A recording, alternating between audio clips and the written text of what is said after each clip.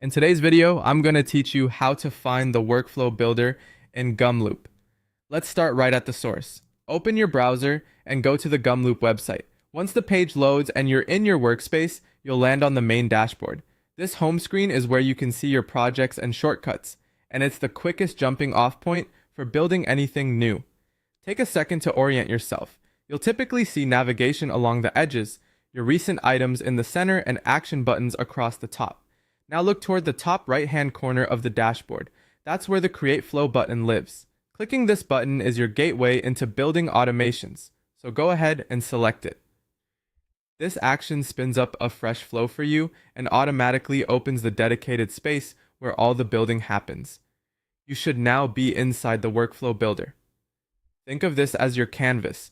The large central area is where your workflow will take shape, and the side panels contain the tools you'll use to construct and configure it.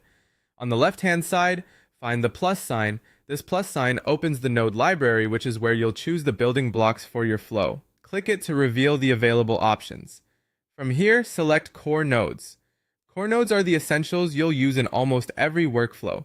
Things like inputs, transformations, logic, and actions. They're designed to be flexible and to chain together cleanly, so they're a great place to begin. Add your first node by clicking it in the library or dragging it directly onto the canvas.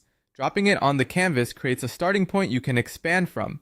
Next, choose a node type for that first step. If you're exploring AI-powered automations, pick the Using AI option.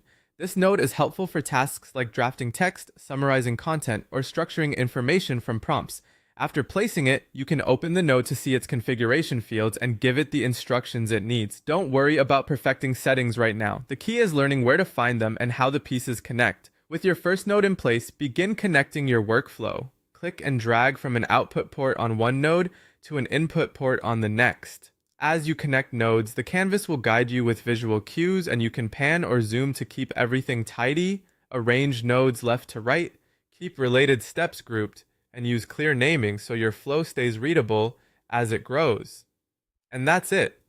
You've navigated from the dashboard to the workflow builder, opened the node library, added a core building block, explored a Using AI node, and learned how to connect everything together.